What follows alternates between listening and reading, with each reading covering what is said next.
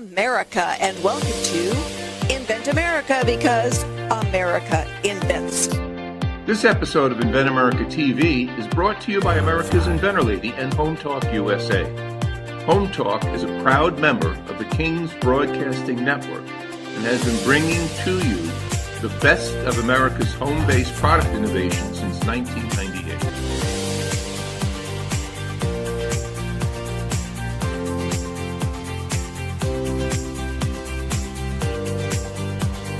This segment of Invent America TV is brought to you by the law offices of R.P. Baraska. RPB law offices have been bringing corporate-level legal expertise to the independent inventor community for more than 20 years. For all your inventing legal needs, trust rpblawoffices.com. Welcome, America. That's right. We want to welcome all of our guests from the Home Talk USA show that's tuning in to the Invent America show. That's right, part of the Home Talk USA King Broadcasting family all across the nation right now. And all our terrestrial affiliates, that's right. This is a real radio show. That's right. Just want to make sure people understand. And we're almost the last one standing, to be honest with you. We're now celebrating our 29th year on the air. And as a matter of fact, we now hit another milestone. This is actually episode 1,184 and counting. So we want to welcome all of you because America Invents. This is Invent America Radio. And now I'd like to welcome my partner in crime. She's known as the Inventor Lady herself, Miss Rita Crompton. Miss Rita, how you doing, darling? Hey there, how are you? It's getting to the point after 2.5 years, I kind of miss we don't talk during the week and everything because, man, everything is exploding. Information is exploding.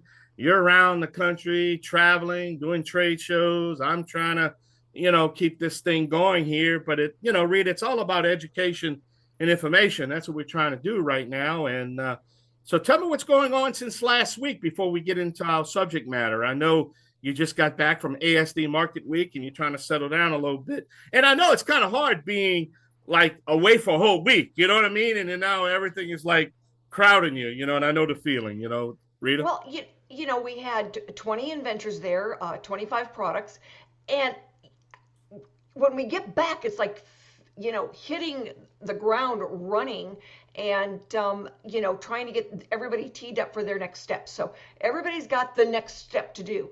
And whether it's, the next show that they're going to go to, fine tuning their intellectual property, how do they build the next better prototype? And so, yeah, everybody's got, kind of their assignments that we go through, and talking to folks is like, all right, I get back on Saturday about noon. I am not answering my phone on Sunday. But come Monday morning, man, it was, answering the phone and getting people on the right track. Yep. Just because, life keeps on going, and so do products. Well, and, let's try to tell my audience, this show is for them. It's not us. It's not the Inventor Lady. It's not the Cajun contractor. It's for our guests and our audience. They make the show. And they're so important. And these trade shows are so important to us because we have to go to them. This is where we get our topics. Really, how many, I don't know what I'm trying to say, people contact us through ad agencies and PR firms. We want to get our client on the show. We want this, we want that. But I need to tell you, we just don't put anybody on. We have to have a certain criteria to do that. And the only way we can do that is to touch, feel, and hold at these shows, right? Where you actually see it and touch it and feel it. You understand? Absolutely. We learned so much at the shows. Everybody that went with us got feedback, which for a lot of them, that's critical. To get the ideas, people say, oh, did you think about doing it this way? Oh, what about this? Or somebody comes by and said, did you file anything international on your intellectual property? Yep. Whoa, some people hadn't even talked about that yet. Yep. There's time frames, there's different issues. Other times it's like, how fast can we get this manufactured? Yep.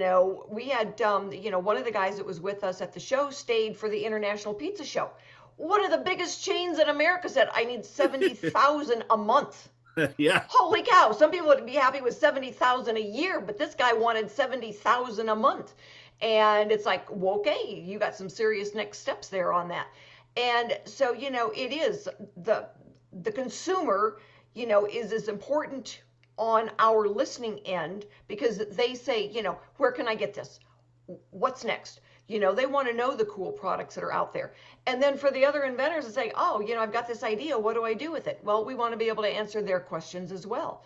So for a lot of our guests, it's a matter of being able to say, this is what I've got. This is where you go to see it. And so we solve multiple problems. Consumers want to know what's new. They already know what's old. They want to know what's coming down the road that's going to answer a problem they've got.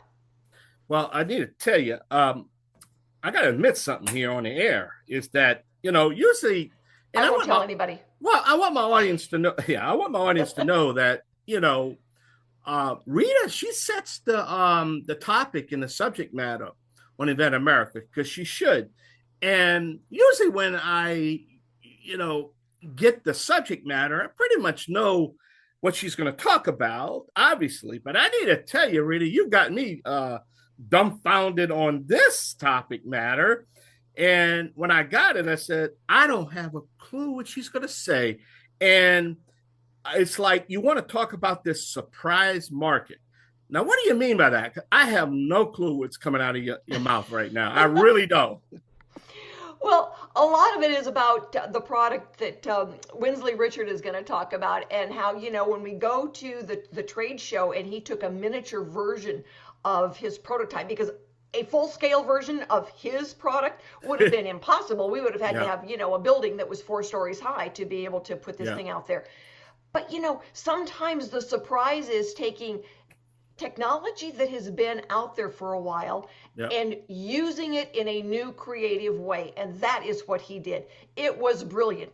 And it's not like he flies airplanes, but he's using airplane technology. And it's like, you go, well, Mr. Windsley, because it is just a matter of, such cool application of this. And I call him Mr. Windsley Richard, because it is just, everybody was blown away. Everybody was just absolutely amazed. And the gentleman that did his prototype is going to be our industry expert on today. And he is a pilot. And it was so cool. Well, how many times we talked about in the past, you don't have to be a new inventor of a new technology or product. You could take an existing technology or a technology that can dynamite your business. You understand? And you can make it better. And we talk about that all the time. Oh, and my other guest, Wendi Short, she's got a product called Float No More. Yeah. Well, how often do especially women or children sit in a hot tub? It's like, go relax in the hot tub. Well, if you can't stay down in the water, you can't relax. Yeah. And that's the way I am. I am always fighting to stay in the pool. Otherwise, I float like an air mattress. And so, she's got this new technology. Surprise, it holds you in the water. How cool is that? Yep. Well, I tell you, Rita, it's the show that you put together this week is going to be amazing. I mean, our shows are amazing every week. Look at the ratings. I mean, we now have the #1 inventor show on the radio right now. In 2.5 short years, we're #1. Home Talk #1. I mean, and all we got to do is get Made in America to come up to speed. Well, that's a slow process there because of what we're trying to do. Not the same type of format between both shows. And we're excited about the Made in America show. And, like you say, America makes and America invents. So, which really condemns and complements everything we're trying to do here, And absolutely. America has been, the USPTO has been around since 1790. Yeah. So we've been doing this for a long time. Patents and intellectual property go back to the 1400s. So, it's been around and people have been doing it and claiming their intellectual property officially. And that's what the patent office does. And they've gotten kind of, snarky in the last 12 months about, what they will allow and what they don't allow. So you've got to fight for it. We used to call it, you do the dance with the examiner and the USPTO. No, it's a tug of war now. And, you want to be able to get as much as you can so that you're protecting your options as you go to market. Well, and I want our audience to know, and we're not playing politics here, but there was a problem under the Biden administration on patent protection. We were having all these horror stories of people even had patent protection, But the patent office was so corrupt over there, is that a lot of the patents really wasn't worth the paper it's written on, because if you had a powerful company, man, they were just stealing it outright. And a lot of stuff was going on, and we addressed these issues. And as a matter of fact, I want to do something where we can, do a follow-up on that and see if things got better. All right, we're going to have to take a short break. You're listening to the Invent America Show on Invent America Radio here on the King's Broadcasting Network. I'm the Canadian contractor Michael King. Rita Crompton. We'll be right back. This segment of Invent America TV is brought to you by SearchQuest Patent Search. SearchQuest provides for a comprehensive patent search that searches the entire world and not just the U.S. Patent Office. Make sure that before you spend those big bucks having a patent written, you've done your due diligence by getting a comprehensive patent search. Use SearchQuestPatents.com for all your patent search needs. They scour the world for you. That's right. That's the Yahee I've been waiting for. Everybody's texting me right now. Where's the Yahee at? Well, welcome back, everyone. This is the Invent America Show here on Invent America Radio on the King's Broadcasting Network, streaming live all across America on all these terrestrial radio stations. Don't forget, all our shows are archived. And if you want to come back, just go to hometalkusa.com. Home Talk Info, and it will take you straight to Invent America. All our shows can be captured and re-listen if you happen to miss the live broadcast here on. All right. Now, can you introduce our next guest? I certainly can. It is with really, really a great pleasure that I introduce to you Wendi Short. She is the inventor of Float No More, and I have got one. I love it because you know what? When I would think I'm going to go relax in the hot tub and I've got to fight to stay in the water, all right, it doesn't seem like it's really relaxing. So Wendi, thank you so much for jumping in and saving us today. And tell everybody, what is Float No More? Well, Rita, it's always a pleasure. So Float No More is a hot tub accessory that helps keep us relaxing and perfectly anchored in our hot tubs and not floating away from the jets. So this is my first product, and it's my first patent, and I've had this idea for over a decade. I've always had a bad back, and so I've always had a hot tub. Every time I get in it, I always brace myself, or I tighten my muscles in order to fully stay seated in the hot tub. I virtually couldn't even use a lounger without floating away. So this was my solution to my own problem. And every time I used it around others, people would say, hey, can I borrow that? And after, I got asked about 3 or 4 times, I thought, well, maybe there's something to this. So I invented Float No More. It's now patented, and it's just an innovative weight belt that anchors, the users in place in a hot tub. It allows them to actually enjoy and relax their experience, in their experience in their hot tub. Well, when we went to Hawaii, and we would sit in the hot tub, go outside and would sit in the hot tub every day with the family and everything. And I'm thinking, oh my God, I didn't pack my Float No More. And they didn't have any to rent. So I strongly suggest that in your marketing makeup, you figure out how to go and get those sold to the resorts in Hawaii. In May, I'm going to one myself, so I'm going to pack a couple and just, do my sales pitch and see if I can, get another contact. You never know. So your next steps, you've got inventory in. How have you, gone out there and started the marketing? Yes. So I'm currently in the, I guess you'd call it commercialization process of Float No More. The product is fully patented in the US, which gives me, I think, strong protection and confidence as I try and scale this. I've moved beyond the concept though, and I've secured placement in 2 hot tub companies as well as a retail location. So it's actively being sold in the market. And right now my focus is on expanding my distribution and kind of increasing that visibility, which is so important. I'm kind of exploring some additional retail partnerships. I'm going to take your advantage and try and contact some resorts. I'm planning to showcase my product at the Austin, Texas Home Show. So I've gotten information on that. That's going to happen in May. So I think that will be an amazing opportunity for me. I'll be able to reach a broader audience and maybe generate some new leads from there. And overall, I think I've transitioned from invention to early growth, and now I'm trying to build some momentum through strategic partnerships and kind of make my market exposure bigger. Well, you know what? We met 2 years ago We at did. ASD. Yes, You know, that was the first one that you went to. You had, what, two prototypes to your name? that was it. And they were pretty And rough. I know. And it's like, and look now. Now you've got inventory, you're selling, you're in a grocery store chain. I am. I'm kind of excited. It's a small footprint, but you know, got to start somewhere. I got to have some sort of footing behind me if I'm ever going to move ahead. Absolutely, absolutely. And you know, it's got to be fun to walk into a store and see yourself on the shelf. It is. I'll have to send you my picture. There you go. There you go. You send it, we'll post it. Because you know, it was like when I was writing books. The first time I saw somebody on an airplane reading one of my novels, and I Oh, didn't wow. know her, it was like that was really cool. So I Yes. understand the feeling. Yes. I think the best thing for me right now, I mean, yes, it was really exciting when that first retailer said, "Yeah, we'll try some." All right. It's awesome.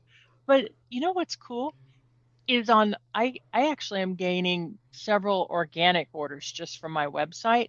And what's really neat is when I have an order and I go, I think I remember that name. And I go back and it's a second purchase. Oh, that's Yeah, cool. That I is like that. really cool. So, Yeah. what's next? I mean, where do you want to get to?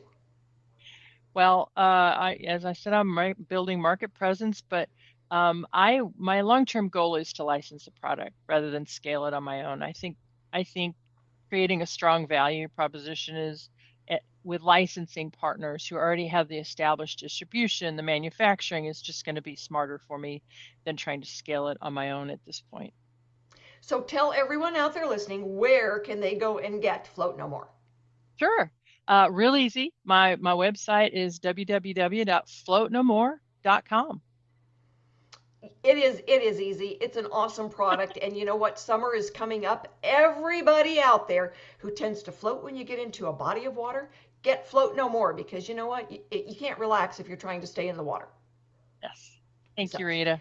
you're welcome, and thank you so much for being with us. Everybody, you know what? If you've got a product out there and you would like to get on the radio, it doesn't cost you anything to get on the radio, and there are 52 Mondays a year. Please get in touch with me. I would love to have you on, talk about the products that you've got out there in the marketplace. And if you're in the process and you need help, you need a good patent attorney, you need a good someone to help you do a prototype, just like Wendi did. She used one of the guys I introduced her to. And we've got Noah McNeely. He does great prototypes. So get in touch. Ask the questions. Inventors Roundtable, you can join us at the Inventor Roundtable meeting. There is no cost, and you can ask your questions because a lot of times the person sitting next to you virtually has got the best answers for you, or certainly can share experiences. So stick with us, everybody. We will be right back with Windsley Richard talking about his very cool new invention. If you're an inventor or you know an inventor out there who would just like to be able to have a conversation with other inventors, join the Inventors Roundtable. It's free. The meetings are virtual, so you can be anywhere in America and talk to another inventor. And for a lot of folks out there, understanding the process, being able to ask questions, getting good service provider information is critical to the inventing process. So, got questions? Want to join? It's free. inventorsroundtable.org. Thank you so much for being with us for this segment of Invent America, because America invents. This segment is brought to you by TrueView. It is the only accurate 3D real-time imaging blind spot mirror available. When those semis come up beside you and you want an automatic reflex of jerking over, you know what? With TrueView, you see exactly where it's at, what size it is, and when it is going to be coming up alongside of you. You can get your TrueView mirror at cargocatch.com. So my guest for this segment is Windsley Richard, and he had one of the most unique, incredible inventions at ASD Market Week. We had to do a miniature version of it. Windsley, tell everybody, what is SkyBridge? It literally is a SkyBridge, so, tell everybody what it is. Well, first I'm going to start how I come out with the invention. I was watching TV one day and I saw a building on fire. and a lot of people was trying to escape through using the fire escape. And I come up with the idea that maybe you can use a escape chute. Like for example, on the plane, when the plane crash, you use the emergency door like a chute. So I said to myself, we can do the same thing on a building. We compact it like the size of a door and compact it. And have a lever inside the building. When you press it, a pressure relief chute come out and slide onto the floor, to the ground. And the people who in emergency gonna slide out and go down to the ground. You'll be safe so that they would not fall down. Yeah, I mean, if you can imagine, you've got a door that's locked and it's your safety exit, your emergency exit. And so you go and you pop the lever on it, and now a chute floats out, and you can get more people down faster and safer than you could with the old rickety steps that, go out a door. But those steps also make the building vulnerable for someone to break in, right? Yep. So when you're using then the safely, you can use it what, third, fourth, fifth floor up? Yeah, you could start from the 5th floor up to maybe about 10th floor. And it's amazing that, now a door is securely locked and safe. Nobody can break into it, but it's not going to rust. It's not going to get rickety. You don't have older people trying to get down a set of stairs. Now you've just got people, just like you would out of an airplane that had done a crash landing. You jump out into a balloon type fast, like an amusement park ride, and ride to safety. Yes, that's why I come up with the idea, because when I saw the TV news and I saw that the house on fire and a lot of people get trapped inside. So that's when I come up with the idea. Maybe you can use the same slide and chute like the plane, just make it different. So when we took you to then ASD Market Week and you had a miniature version of it, it was easy to see it on top of the. Could you imagine if you had to build a full-size prototype to take to a show? I cannot imagine, because it would have been huge.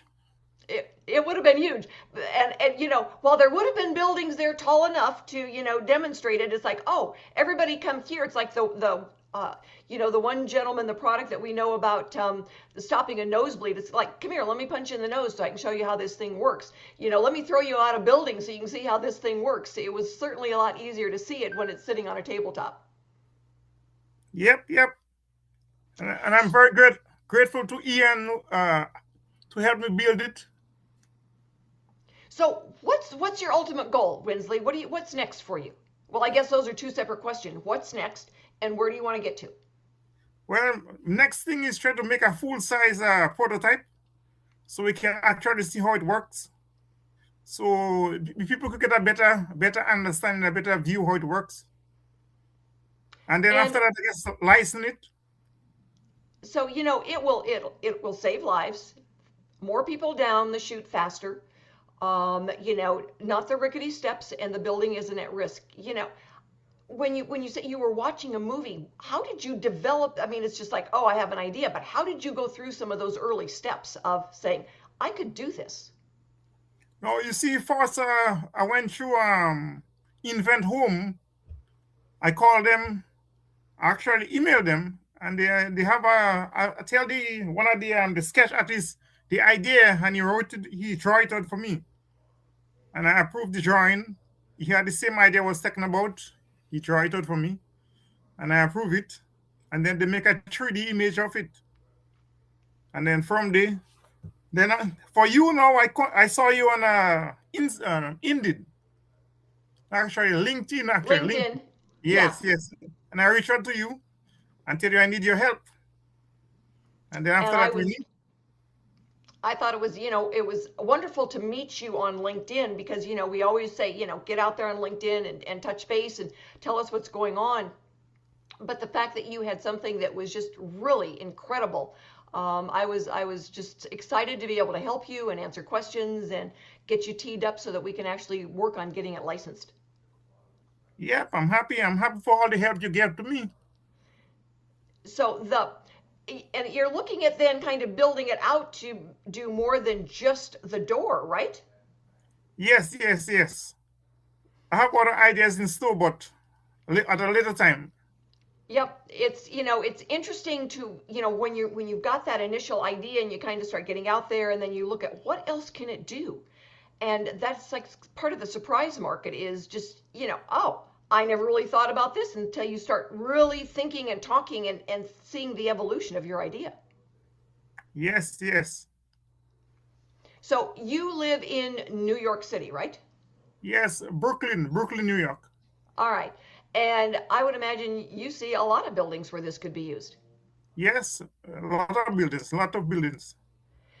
It's interesting, people out here where I live, and a lot of times, in the small rural towns, it's like, okay, but holy cow, I lived in Chicago for 16 years, certainly saw the need to have something like this, security reasons, safety issues, rescue issues. The big cities really need this. Yes, definitely. So in your version of where it is, can it be put onto an existing building? They can tear down Yes. the yucky steps and put this in. Yeah, you just remove one of the windows because the windows is about the same height size as a door. Just removing one of the existing windows and put it in place. So very cool. And then it come compact. So it's gonna be like yeah, it's gonna be compact. So you just put it in the window. Yeah. Okay. All right. Go ahead. No, you're able to put it in the window, and then you punch a button, it slides out. It makes perfect sense. So then, the cool thing is that when you're looking at building a prototype, you don't have to have a prototype that is 7 stories high. You've got a prototype that fits in a window and punches out, and the slide then goes down the 7 stories, not a set of stairs. Yes. So it makes a lot more sense. It uses air pressure to blow it out. Very cool. And part of that already exists. Yes, they use the same. I saw the same technology in on cruise ship. Like for any emergency, the cruise ship, I saw it on cruise ship. I saw it like on the plane, but only thing with the plane is not as high, so it's not covering. But for the building, since it's high up, you need to cover it so the people don't fall out. Yeah, that wouldn't be any fun. Kind of gets away from the safety thing, right? Yep. So we're going to be following your story and figuring out, watching how you progress. And the next time somebody out there says, oh my goodness, I heard about that on the radio, you'll be able to say, I heard that inventor when he was just getting started. And we'll be around to help Windsley get to the next steps, introduce him to potential licensees. For most inventors, being able to get to the point of licensing is where they're trying to get to, because licensing it to someone who's got the leverage, can get it out there, who knows the people that make the difference, and protects the intellectual property on behalf of the inventor. For a lot of folks, that's where they need to get to. So if you are out there and you've got an idea and you need some help, let us know. And we want to say a big thank you to King's Broadcasting, because you know what? That's what allows us to get the information to you, to either help you with your next product or let you know where to go to find your next really cool American invention. So stick with us, everybody. We will be right back with our industry expert and the gentleman who helped Windsley get his prototype done. We'll be right back. Introducing the amazing new Snoozle. It sprays faster, lasts longer. Ask for Snoozle by name. Thank you so much for being with us for this segment of Invent America, because America invents. And my guest for this segment is Ian Osborne. He has helped many inventors get that first version of a proof of concept prototype. He's an inventor himself and has several products out there. So Ian, when someone like a Windsley comes to you and you know that doing a full-size prototype is probably not going to be the wisest first move, how do you make that determination? What do you go for? The biggest thing is I look at the actual product. I look at the marketplace as to what the product is going into, and also the end product of what the end product physically would be size-wise and what it would entail. That's basically the biggest key in determining what would be the most appropriate size and style of prototype to actually make, so that you get the point across easily so that people can see, hey, this is what it does. So objectively, you're trying to convey what somebody's idea is and bring it to fruition by having a touch, feel, tactical object. So a smaller version can do that. Yes, we have the ability to highly detail the concept in a smaller scale. Then we do that so that it definitely gets the point across to people. So what'd you first think when Windsley told you about his invention? As a pilot, I was on board instantaneously because I know exactly how, the systems work in airplanes for being able to evacuate people on the air, the air slides that come out of the, the doors within the air, the airplanes.